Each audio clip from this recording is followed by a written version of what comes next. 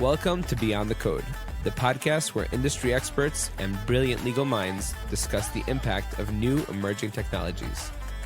I'm your host, Yitzy, a lawyer and tech enthusiast. Join us as we explore the legal, regulatory, and ethical issues surrounding AI, blockchain, and more. Get ready to go beyond the code and stay ahead of the game.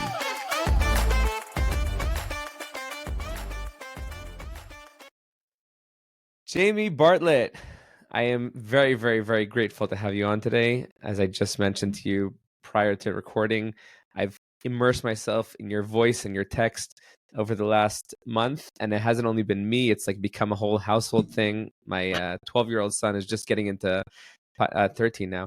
He's just getting into podcasting. Saw I was reading this book. He's like, "Oh, what's this about?" And then when I told him that he doesn't actually have to read it, he could listen to it, he started deep diving into the podcast. So he's like completely enthralled with everything that's going on, and I keep sending him all the articles that are popping up. Like just at the beginning of the week, there was the announcement that the FBI raised the ransom on Dr. Ruja, and I sent him the article. He's like, "This is happening now." So yeah. It's very, very exciting. Oh, brilliant! Well, thanks for having me. And he said to me, "What's that?" I said, "Thanks for having me." And I was going to say, weirdly, I have quite a lot of teenagers that really love this story. Something about it captures the imagination, and maybe because it's live and it's unfolding, and they can go away and do their research, and it's a mystery still. So there's some intrigue outstanding, and that's why we did it. Really, we wanted it to appeal to a much wider variety of people than your normal blockchain Bitcoin listenership. Yeah, and the wild thing is how long it's been going on for. I mean, like, I read the book and then I started listening to the podcast, and then I realized that the podcast was like 7 years ago. Like my 13-year-old son then would have been like 8. I doubt he would have found it very interesting or would have even been able to comprehend. We started working on it in late 2018. So that's, I guess, coming up for 6 years ago. Dr. Ruja vanished 7 years ago.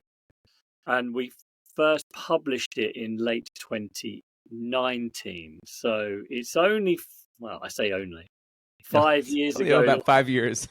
5 years ago that we first put this out.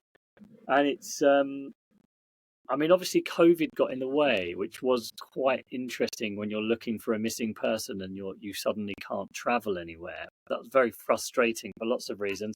I'm sure. Yeah, it's taken over my life, and it's just still going. It's the mystery's outstanding. It remains. So I have a million questions for you and things that I want to talk about, but just because this is something that's all very obvious to me, having been, deeply in the book and the audio and the podcast over the last few weeks, I can't assume that all my listeners are as up to date as I am. So if you could just give a brief intro background to yourself, and maybe we'll segue into the Crypto Queen afterwards, or you could touch on it now. But I think it'll probably come up so much that it's worthwhile just like touching on at this point. I will. I'll give the real. I've refined the description to about 1 minute because I could talk about it for hours. But me, I can tell you how I got into it because that tells you something about me. Back in first, who are you? Yeah, so my name's Jamie Bartlett. I'm a technology writer. Actually, I started off in a research think tank, and I got fascinated in about 2008, 2009 of the sort of potential for researchers to use social media to understand society, to understand the world.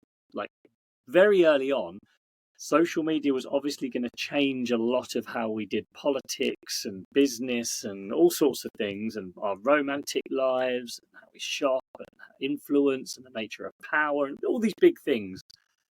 And I felt like people were still seeing social media and the internet more generally as a weird like subsection. You'd have newspapers with like internet, digital journalists, and think like as if it was a totally separate thing to study when it was clearly going to take over everything and just be part of every subject. So I set up a research group specializing in using machine learning to scrape large data sets from social media to understand trends online. And this was back in 2008. I mean, I wish I'd have turned this into a proper business because I feel like I was a I was bit gonna ahead say of the today curve. that's so obvious, but that was I like know, probably super innovative at the time.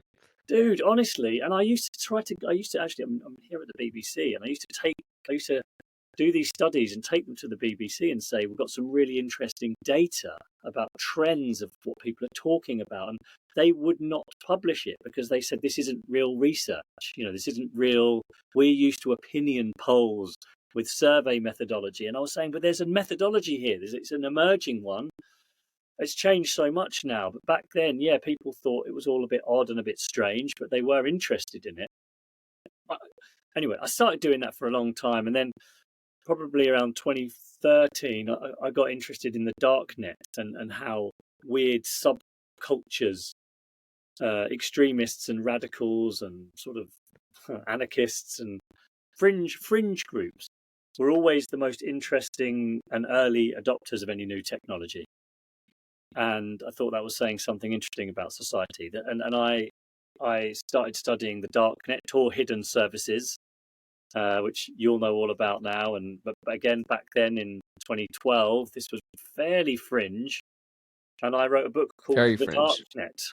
I wrote a book called The Darknet. The Silk Road was still online.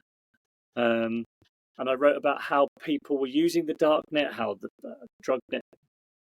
drugs markets on the darknet functioned. I was writing about internet trolling and Reddit forums and 4chan groups and all of this stuff. Again, felt like quite ahead of the curve. So I've been around in the Bitcoin world since 2012. And again, didn't really buy any because I was trying to be this independent researcher. Although I tell you something, for one of my books, I bought a lot of Ethereum at 50 cents a coin because I was trying to use it to experiment about what you could use Ethereum for. Right. This was probably 2015. And it all got stolen from an exchange platform. Can you believe that? Which exchange was that? It was Gatecoin. Just so Man. frustrating. Got drained. And you learn a lot from putting money in centralized From the whole exchange experience. platforms. That was one thing that was like that drove me crazy throughout the entire book. By the way, for those of you who don't know, this is the book, The Missing Crypto Queen by Jamie. Phenomenal book. Highly recommend. I mean, you'll have to go and buy it anyways at the end of this podcast. But throughout the whole book, at every time, I really feel that you brought Dr. Ruja to life. Like obviously I kept lagging online and listening to her YouTube videos and throughout the little snippets in the podcast, it comes to life as well. But I kept thinking she's trying to sell people how you missed the train on Bitcoin, but you could still jump on the OneCoin train. Right. But in reality, if any of those people would have taken the money that they invested in OneCoin at the time and invested it in Bitcoin, any of them, the people in Uganda and in the UK and the US, they would have been millionaires today. Some of them billionaires, perhaps, right? Even when Bitcoin was at, $500 at 37, I can't remember what it was at the time. If you would have just taken those $500 and bought one Bitcoin, then that would have turned, into 70,000 today. Well, let me tell you about this. So this is a source of immense frustration for a lot of people, as you can imagine. So listen, I did this book about the darknet. Sorry, I'm so still that the automatic lights are off in this room.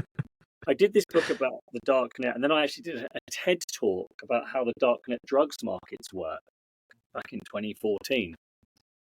And that's how I got involved in OneCoin, because then someone at the BBC got in touch with me and said, you seem to be a real expert on this Bitcoin crypto stuff.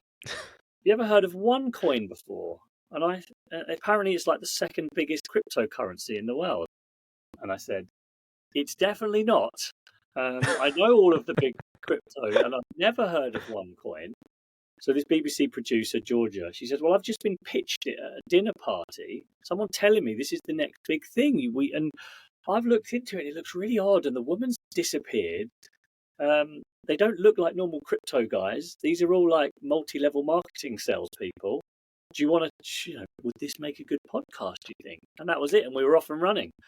And I can summarize the story very, very briefly because it explains really what you've just described. It's 2014. Dr. Ruja Ignatova gets up on stage in various places and says, you have all missed the Bitcoin train. What was the price of Bitcoin? $300, $400, something like that. But no one imagined then it was going to 70,000. So she said, it's all too late for you for Bitcoin. And also Bitcoin is for drug dealers and anarchists and crypto, cypherpunks. It's never going to go mainstream. People don't understand it. Like ordinary people wouldn't use it to shop because they won't remember their private keys. It's all very complicated. I'm going to build a much better version of Bitcoin that's for the ordinary people. It's going to have a centralized blockchain. I mean, your listeners are informed on this stuff, so this is going to sound crazy. But she says it's going to have a centralized blockchain where you can reverse transactions. Because if you have your money stolen, which negates the whole point of a blockchain to begin with. Well, yes, exactly. Yeah, but she's not pitching it at you, Yitzy, or people listening. Yeah, she's pitching it to the guys that have heard about Bitcoin in one article and realized this is the next big thing. But she says this is for you, and forget about setting up your own wallets. Just send me your money to these bank accounts, and we'll do it all for you. And you can just log on to your account and it will show you what money you've got in your account. And if you do lose your password, I'll reset it. And if you do have your money stolen, I'll reverse the transaction for you. So every Bitcoin watcher thought, this is ridiculous. This is basically an Excel spreadsheet. This is not a blockchain. But hundreds of thousands, if not over 1 million normal people who didn't understand the tech thought it sounded great. And that Dr. Ruja, PhD in international law, Oxford University master's degree, stint at McKinsey, cover of Forbes and The Economist. It's a very, very credible looking person and not your typical crypto bro that people don't understand. She spoke very clearly and eloquently about normal, non-technical stuff. This seemed like their way into the crypto craze, and so the thing is, there was no real coin, there was no real value. She was inventing a price. People would try and cash it out, but she would say there's delays and problems, but she would let people cash out a small amount sometimes at a stated price that she just made up. Her accounting team made up. Which just continued to feed into the lie to make it just look a little bit plausible. Like all Ponzi schemes, which is what it was, you have to make some payouts to some people to keep the lie going, because then they're your next wave of people recruiting new members into the scam.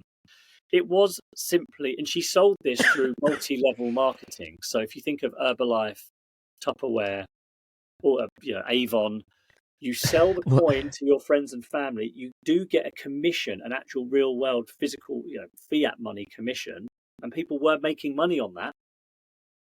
And then you build up a pyramid below you of them selling to their friends and them selling to their friends. And she created a pyramid of 1 million people, essentially, who invested something like well over 4 billion euros in this coin up until late 2017, when she just disappeared into thin air.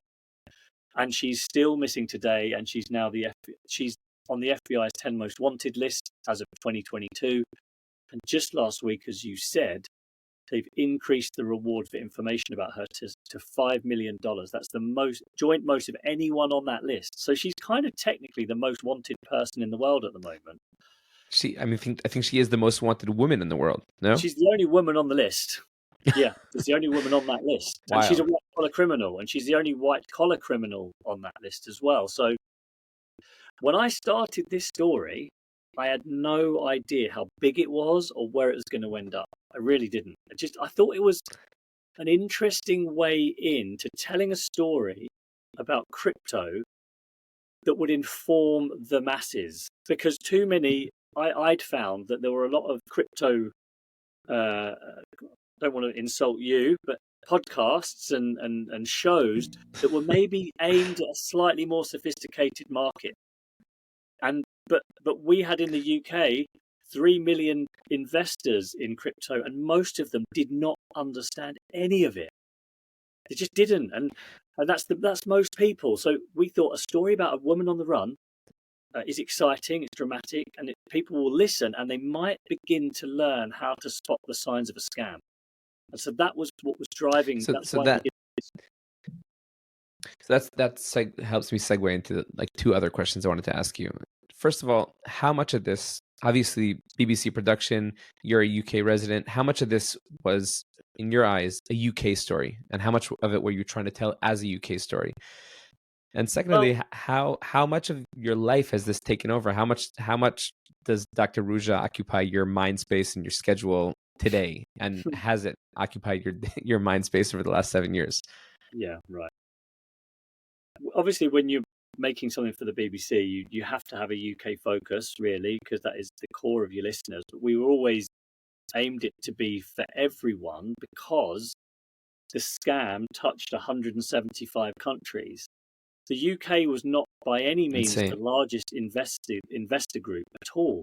The US wasn't touched that badly, actually, because Dr. Ruja was so terrified of the SEC and the FBI that she sort of stayed away. But there were still thousands of investors from the US, including one doctor, to your point earlier, who invested, a very senior doctor, very smart guy.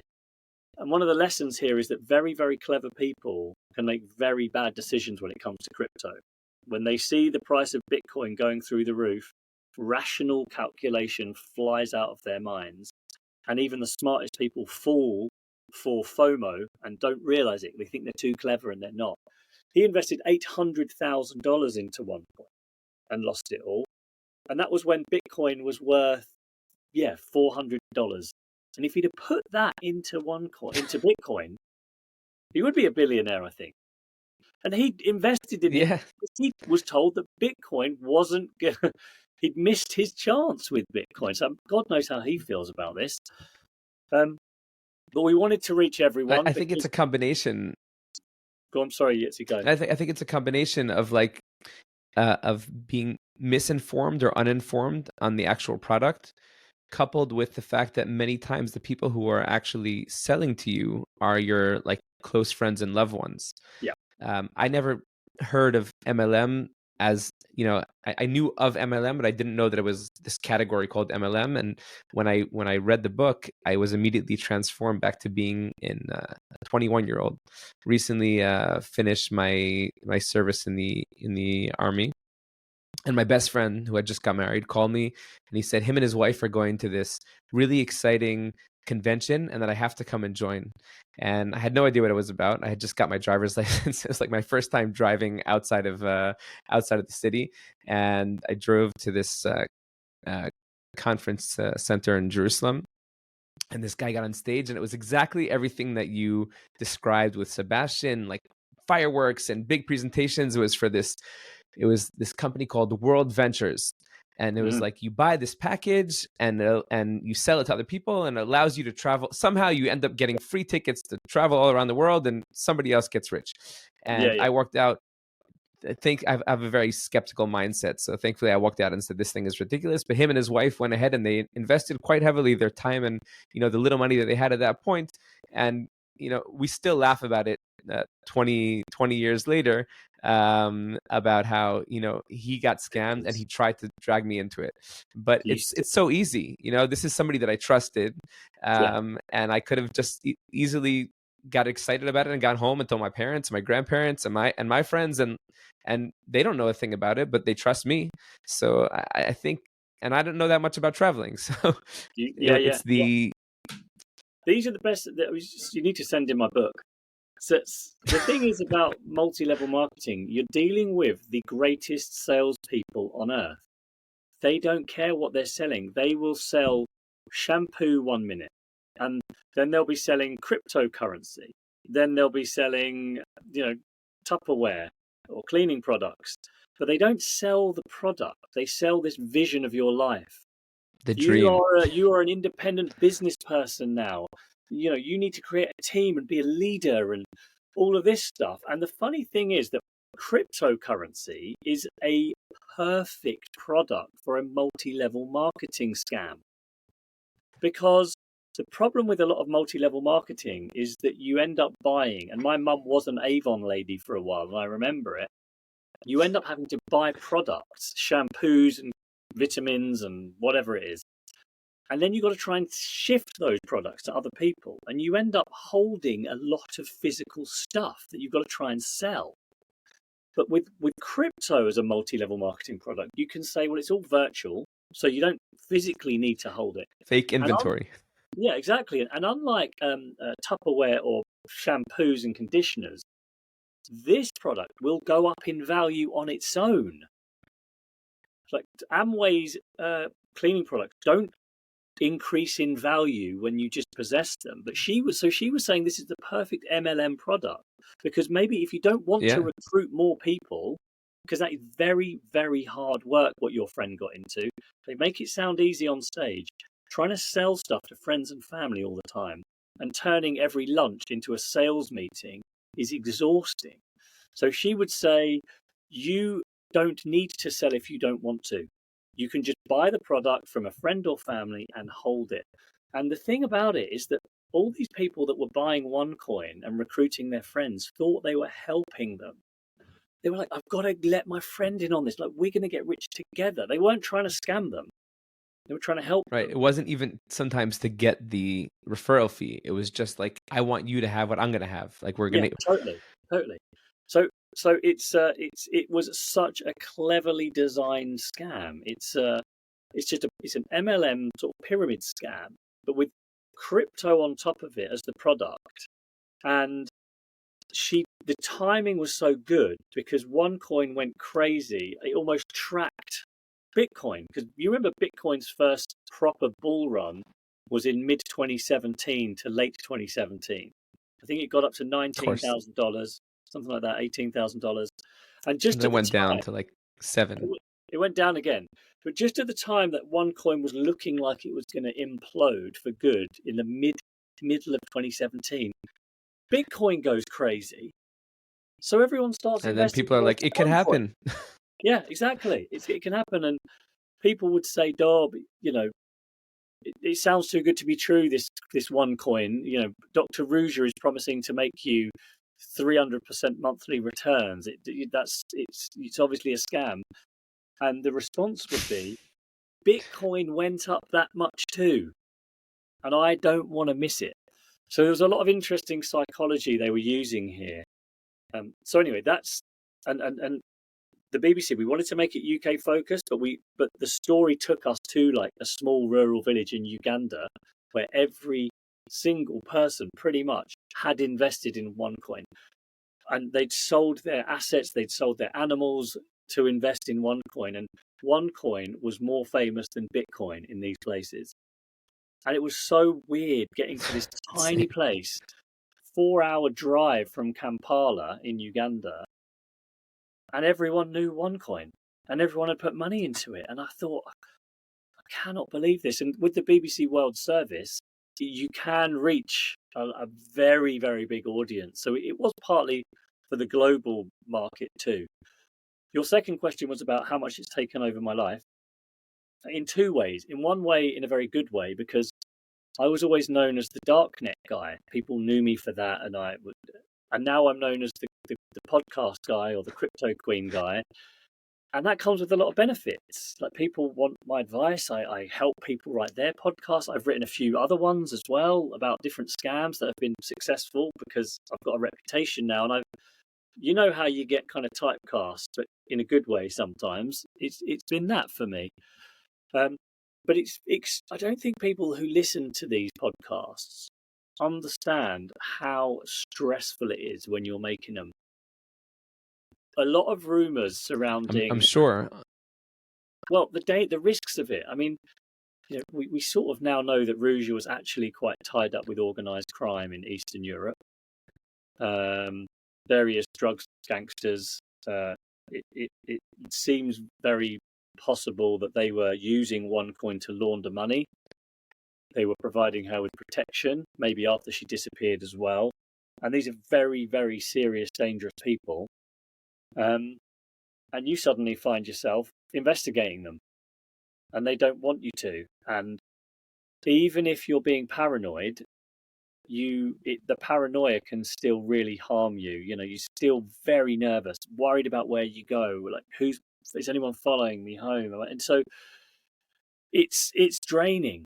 It's draining. And the curse I'll tell you when it dawned on me the most, like when it finally dawned on me how dangerous it really was when in I think it's episode 11, the Dubai files, when Yeah. you pinpoint that location in Dubai. I'm like, okay, the next sentence is you're gonna hop on a plane and you're gonna go over there and you're knock on the door and you're gonna find her. And then you're like, no, I Yeah. can't, for obvious reasons. I didn't think about that originally, but once you said it, it made a lot of sense. And that kind of just blew my mind, like in a modern world like we're living in today, and in the progress that you've made, that like you couldn't just take it to that next step. But yeah, it's really wild.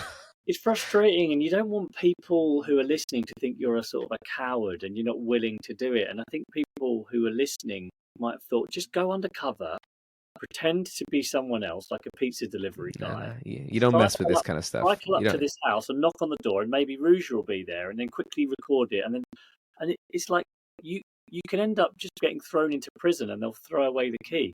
I'm just not willing to do that for a story, and so Yeah. Nor you know, should you. but once you get there's often times where I think I'd rather just leave this story, just disappear. I can write something else. I've got books to write and stuff. But Nah, you can't, Jamie. you can't. You're the crypto queen guy. You can't do it. Yeah, and you feel a great responsibility because so many people have invested hours of their time listening. I mean, millions of people have listened to this, and millions of people have listened to all 10 hours of the podcast, and that's a great honor. And to just walk away because it's a bit dangerous feels you can't do that. But there are days where I want to. So it is draining. So even when I'm not like literally working on it or making calls, it's in my mind all the time. It's risky, it's dangerous, I'm it's sure. scary. And you don't like to talk about that stuff because people don't have that in their mind. As a journalist, you're supposed to be, have no fear at all. But that isn't true. And I know a lot of people with similar work that I do. It's scary stuff. It's not nice. Do you? I don't know if you have like a wife and kids, but is it like something that like has caused stress with your family, that they're like worried about you? Yeah, I can never go into my personal life, partly because of this story. But yeah, I mean, people, yeah, it causes people. I obviously have a mother who listens and would much rather I was not doing any of it. Let's just say that. Yeah. Okay. Fair enough. And it's probably like the first topic that comes up, like at dinner parties and stuff, and it's like, oh, Jamie, what's going on with Dr. Yeah, Ruja? No, it's like, I mean, it is what it is. I've done so many other things since as well because I can't just work on this for 5 years. The BBC wouldn't pay for that. Done so many other things, so many other projects, and no matter what I write about, what I post on X, anything, the first question everyone asks is, when's the next episode coming out? Where is she? What's happened? What's the latest? And so I can't escape it anyway. I'm not going to ask you then because I don't want to be that guy. But You're allowed to. but when I try and talk but I'm about something else and no one cares. but I'm bloody curious. But I also wonder, like, so you at the beginning when I read the book first. Book is phenomenal, written really well and like very engaging and I guess built like chronologically in a way that makes sense. The podcast, having listened to it after the book, is a bit of a mess. Like at the beginning, I didn't really understand what was going on, but then I realized that like this isn't like some of the other investigative journalist podcasts that I've listened to, like Serial, where everything is pre-recorded in advance. Like you're doing this on the fly. Like every episode is bringing new discoveries because you discovered them last week, which just made it all feel much more real. So Right. I guess you kind of like figured out the podcast thing as you were going along, and now it seems like you're figuring out the newsletter thing. Like I joined your Substack, which I'm also very much ignoring. Not ignoring, sorry, I just ignored a phone call on my computer that popped up, which I'm very much enjoying.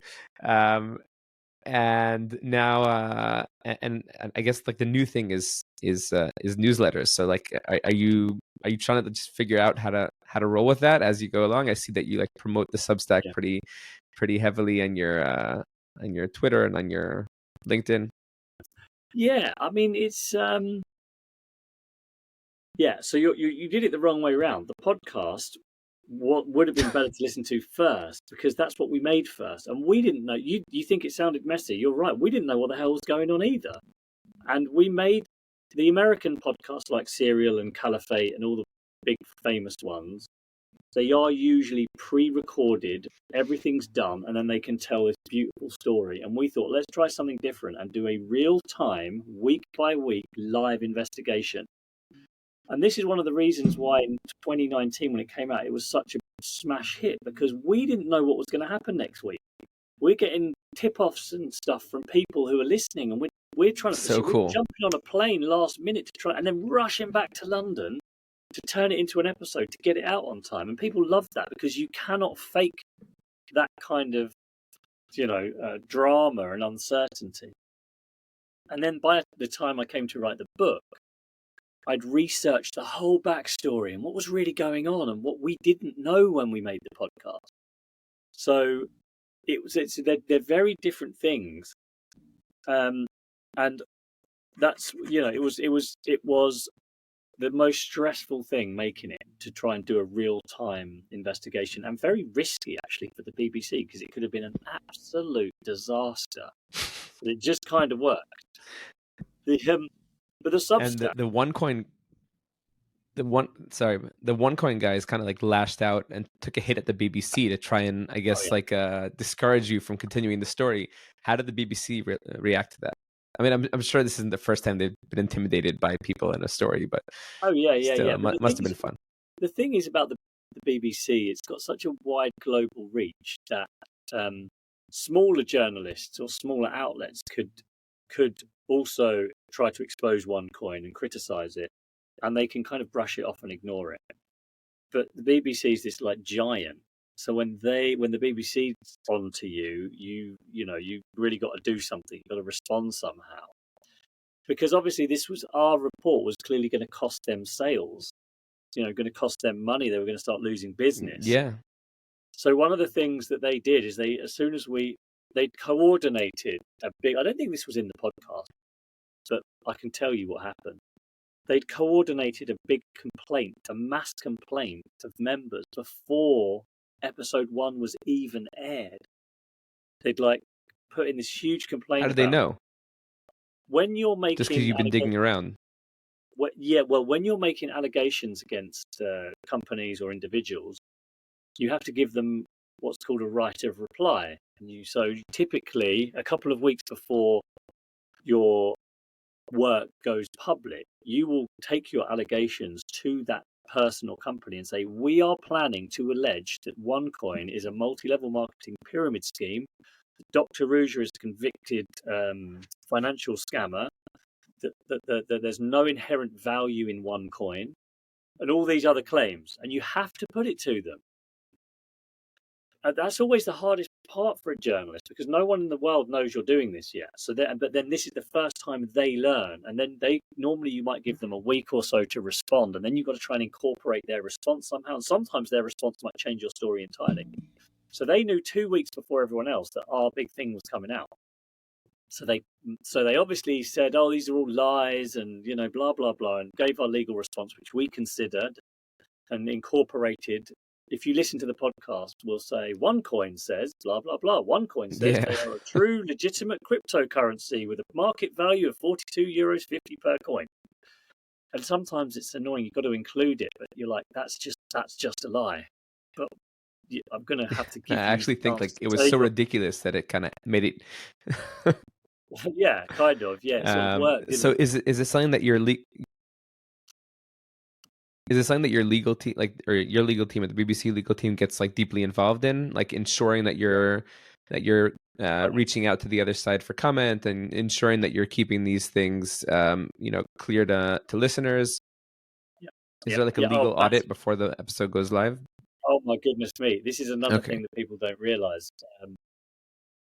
The amount of work that goes into both legal, so making sure it's legally defensible, particularly for libel, and what we would say, we have something called editorial policy, which is about whether it's fair and balanced. Because obviously the BBC has particular duties of balance in their stories and we're supposed to be very objective. So you've got to make sure you give them fair airtime and fair space, and you're considering their concerns, even if it's not a legal issue, whether you're giving them the opportunity and talking about them in a fair way. And they are so involved in every single thing that the BBC does. And no one knows it. No one really understands that side of things. But the amount of changes and time and effort that you have to do with your legal people, it's huge. Yeah, Hate no those one knows lawyers. about it. Yeah. But the Okay. legal team is to get you to publish. They want you to publish. They're on your team, but they've got to make sure you're doing it in a legally defensible way. Responsibly and legally. So that's why they knew about this. So that brings me brings me to the next point that I wanted to focus on. So I'm a lawyer, and a lot of my listeners and a lot of my guests are lawyers, particularly in the emerging tech space. Whoa, this mic is going rogue on me. And there are two excerpts I want to read from the book, if you don't mind. Regarding Ruja's view, Dr. Ruja's view of the law and lawyers just generally, because I think that one of the fun elements of emerging tech is kind of the gray zones and the legal manipulations or lack thereof that could be made, and this is something that Dr. Ruja recognized and took advantage of right away. So I'm going to just read these two short excerpts, and then I'd love to get your opinion on them. Yeah. When Ruja and Sebastian first discussed OneCoin in 2014, she told him her expertise lay in the gray zones, those areas where the rules are fuzzy and technology has outpaced the law. Okay, so this is something that's, very, very apparent in emerging tech generally, where you have legal regimes that haven't yet necessarily caught up with the tech. People like to say that in crypto there's no regulation. I always say there is regulation. It's living and breathing regulation, living and breathing legal frameworks that it's taking them time to adapt and to develop to catch up with the technology. So that was something that obviously Ruja recognized in crypto and in blockchain. I'm going to jump forward to page 157. Ruja understood the value of having lawyers on tap, and even before the first OneCoin package was sold in summer 2014, she appointed her German lawyer, Martin Breidenbach, as owner of OneCoin Ltd in Dubai. Lawyers are assumed to be trustworthy, which is why their letters and opinions are so valuable. Martin's stamp of approval was circulated widely, appearing in promotional PowerPoints and online seminars. Skipping forward a little bit, Ruja loved lawyers. She was married to one, and by 2017 had a network of at least 6 law firms working across 5 countries. One reason they didn't figure out that OneCoin was a Ponzi scheme was the way Ruja used different law firms to advise on different elements of her business. Again, I keep skipping a little bit. Ruja was determined to squeeze as much credibility from her lawyers as she could. She read through the report carefully and added a small note, blah, blah, blah. Ruja saw lawyers more like PR than a source of genuine legal advice. Negative legal advice was typically ignored, while anything that showed the company in a good light was used in marketing materials or to persuade other organizations to work with her. So this is a combination, I guess, of emerging tech being ripe for anybody who wants to kind of take advantage of the fact that regulation and the law hasn't caught up yet and use it as an opportunity to confuse people who aren't familiar with the technology, or take advantage of the fact that lawyers could perhaps opine on certain things with little or no basis because the technology hasn't advanced to a point where the courts could turn around and say, no, that actually isn't true.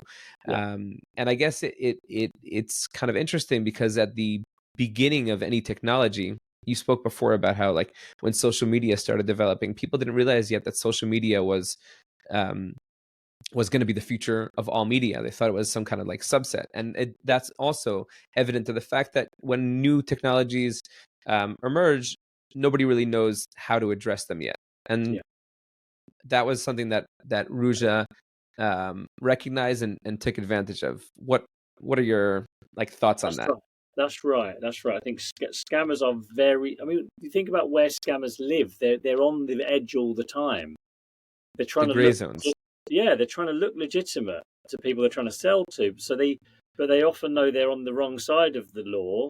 So they are very, very comfortable in this grey zone, and more comfortable than regulators or investors. And I think sometimes we forget that. They're looking for opportunities like this all the time. And there's 2 points here. I work in the grey zone, she said. She has a PhD in international law. Like you said, she's married to a lawyer.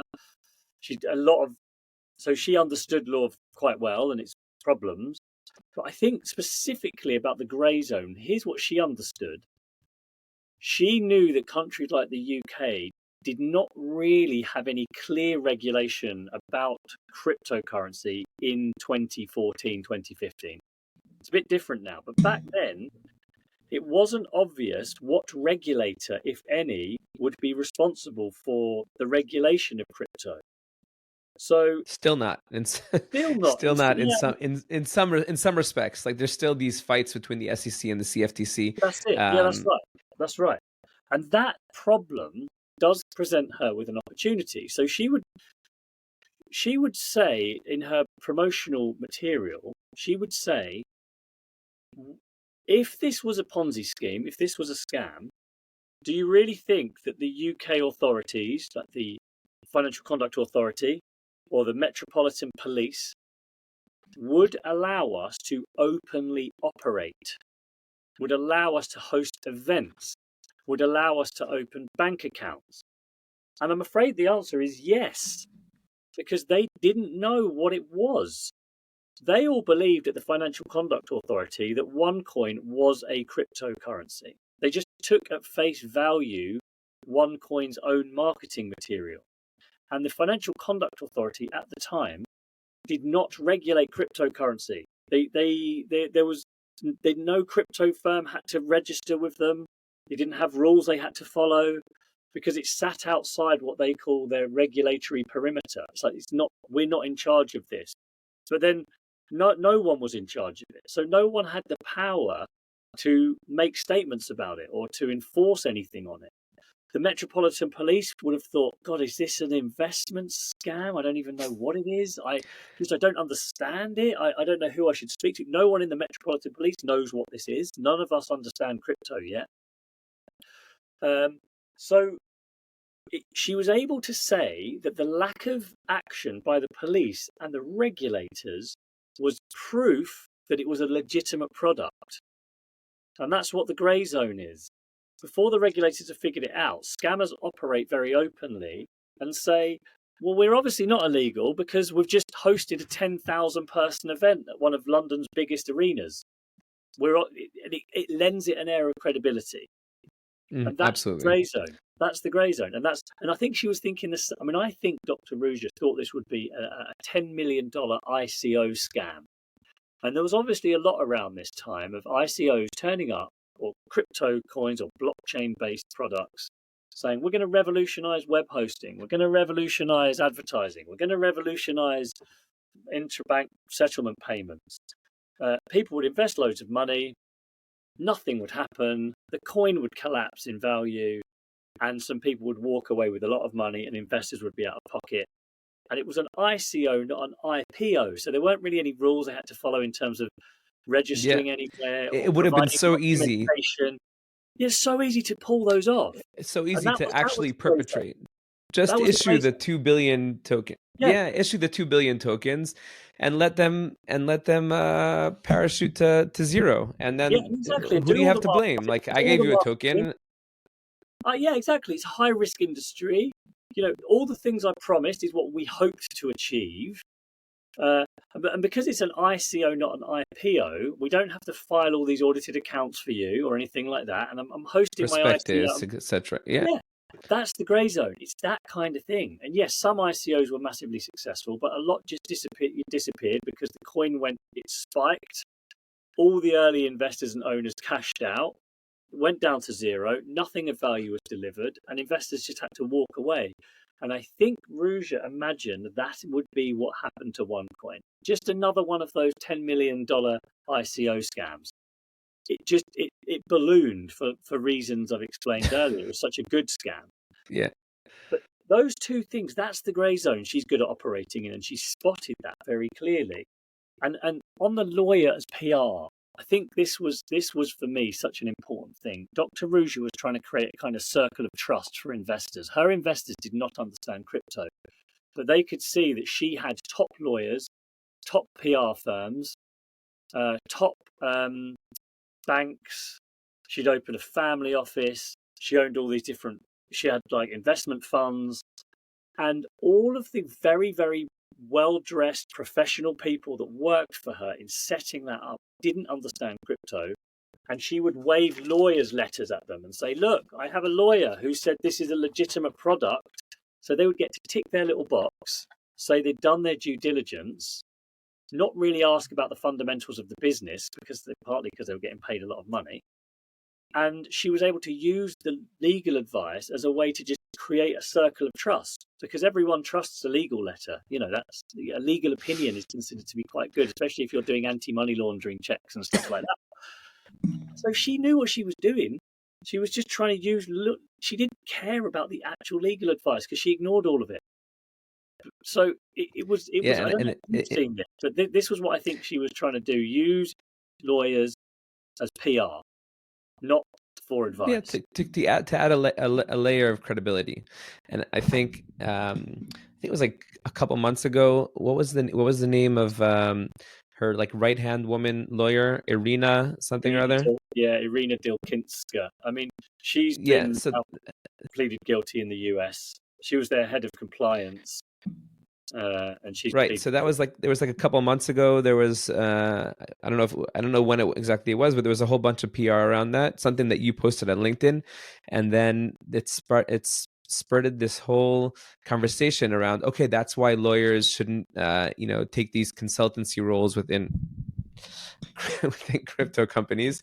And I had tons of people writing to me like, you see, that's why you shouldn't be advising all these crypto companies. And then I needed to explain to people why her function was slightly different than mine typically is when working with token issuers and such.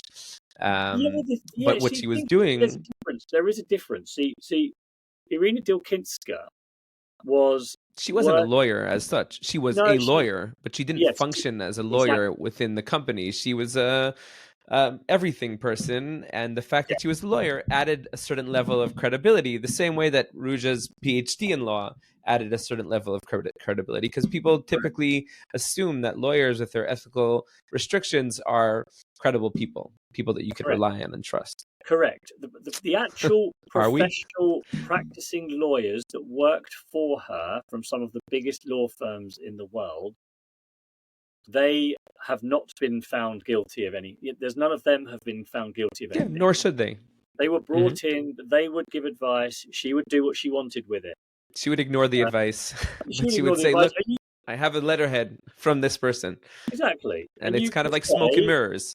Yeah, and you could say it's rather unfair that Carter Ruck is able to accuse critics of libel when they're correct and Ruja's wrong, and bully them and scare them.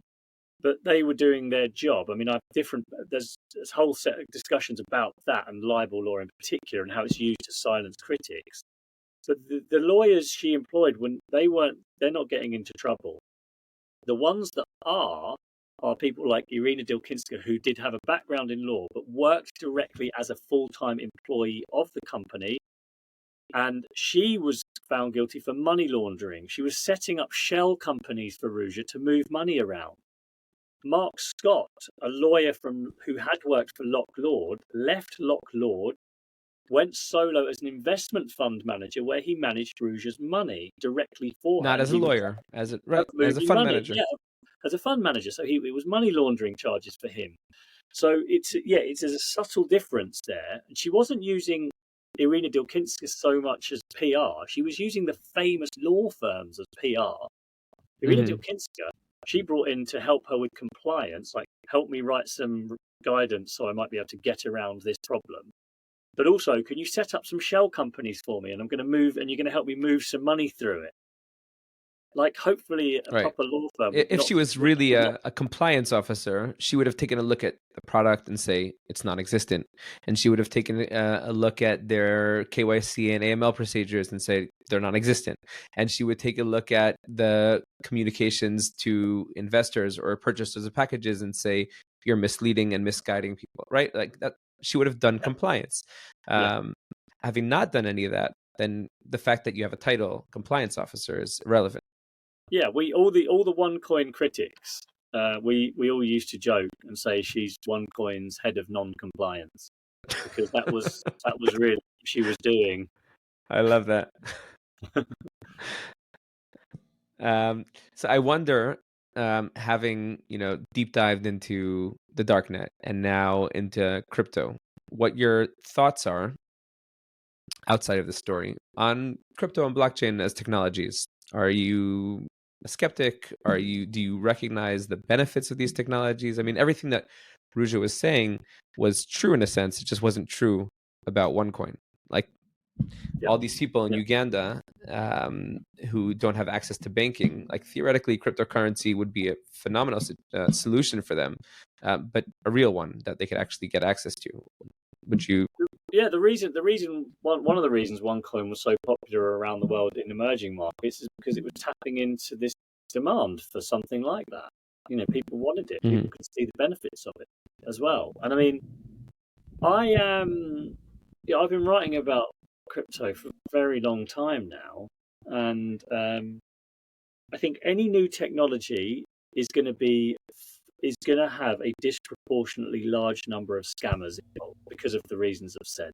And I think there were within crypto there was sometimes a sort of a lack of acknowledgement of that, because all of the hype and excitement about the potential meant we took our eye off the ordinary people that were just losing out. And it was frustrating. I found a lot of things frustrating because I found in the world of crypto, you know, the rivalry between Bitcoin maximalists and the sort of supporters of all other coins. I don't know where you sit on that.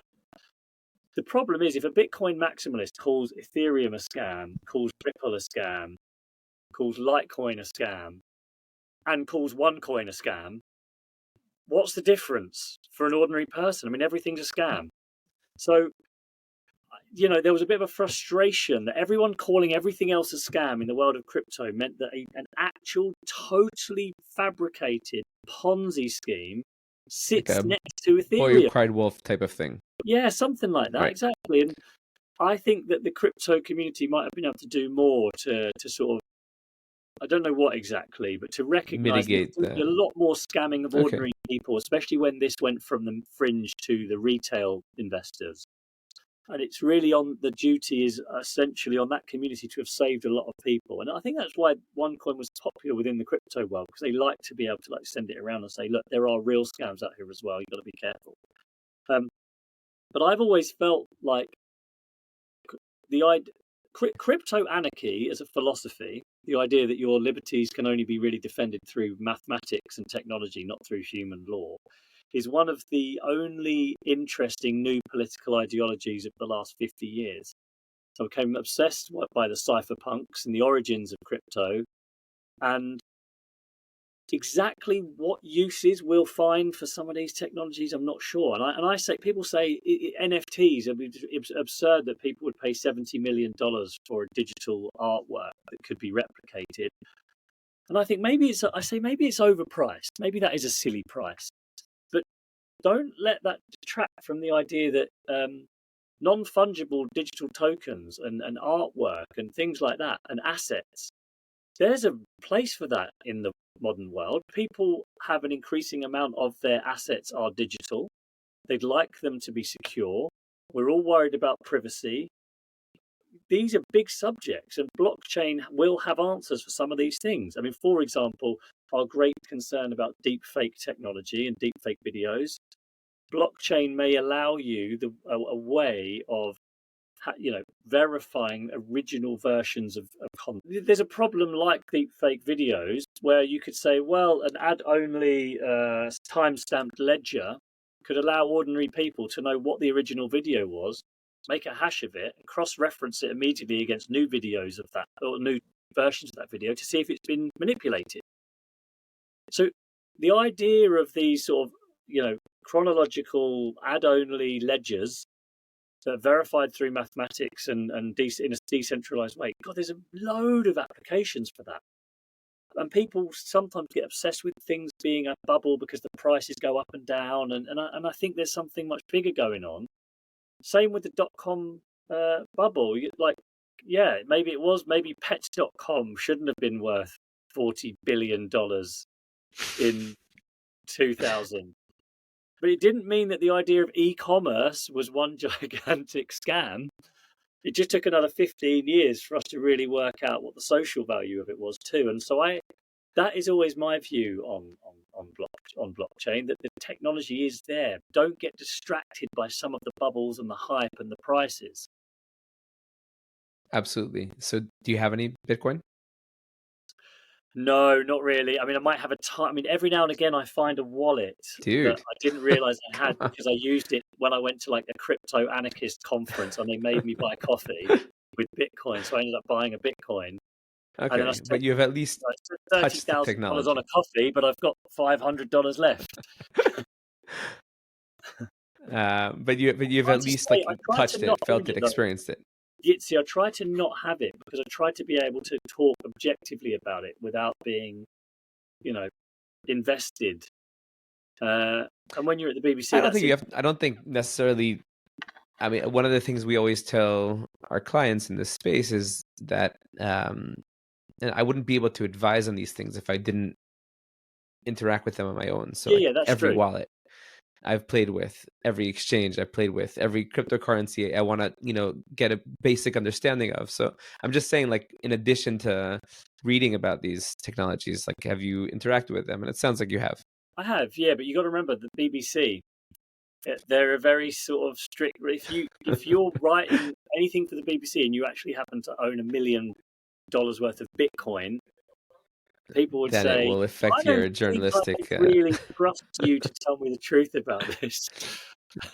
Okay, last question. I don't know if we'll have time for an answer, but with the recent developments, FBI putting up the ransom on Dr. Ruja, what is your hypothesis? Like, why, and what do you think? What do you really think? I know that it's been 3 weeks since your last episode. Like, do you think she's dead? Do you think she's in Dubai? Do you think she's somewhere in Europe? Oh, it's so hard. You'd think I'd really know about this, but you're chasing shadows. And when you're working as a journalist, you want to say, here's the evidence, and this is the answer, and I know what happened. And I get very uncomfortable as a journalist saying, well, 30% of me thinks she may be dead. 30% of me thinks she's alive, but she's somewhere we don't know at all. And another 30%... Basic intuition. If I put a gun to your head and told you, tell me now, where is she? What would you think? I think she is probably... It's never that simple. I think she's probably alive. But the single most likely thing is that she's probably dead. But that's not more than 50%. But you want her to be alive because that would just make the story so. But to be honest, I want the story to be over hopeful. one way or another. I want to know the truth, whatever it is, because I've been doing it for so long. And to me, the FBI increasing the bounty on her from $250,000 to $5 million doesn't necessarily mean it's they know indicative she's alive. Of the fact that she's alive. Not necessarily. I think it's indicative of the fact that they are targeting different people now. $250,000 to me was they were thinking Ruja is traveling. This is money that it's never going to persuade an organized criminal to talk to the FBI. But if you're working in a shop, a yacht, on a port, private security, $250,000, you might call us. $5 million feels like they're saying, if you are part of an organized crime group that's helping her, this is enough money to maybe make you think about calling the FBI's hotline. So I think it may be just a slight shift in focus. They've given up on the ordinary person spotting her, and they're trying to target an inner circle. But the FBI won't remove her from their list unless they have positive proof that she is dead. And if she is dead, there's not going to be much positive proof because she'd be at the bottom of the Mediterranean Ocean, and there's not going to be any death certificate or anything like this. So it's a tricky one. All right, Jamie, thank you so much. I really, really appreciate this, and I know I'm holding you up, so I'm gonna let you go. Pleasure. Thanks for having me. Just if any of our listeners want to get in touch with you, or rather to follow you more closely, I'll share the Substack link, and I will share a link to buy the book, and also my very strong recommendations. I really, really enjoyed both the book and the podcast, but the book even more so. So you can go for the audiobook if you want to get Jamie's voice.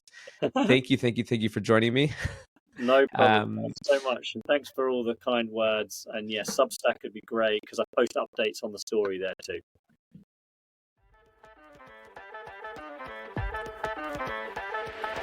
Thank you for listening to Beyond the Code.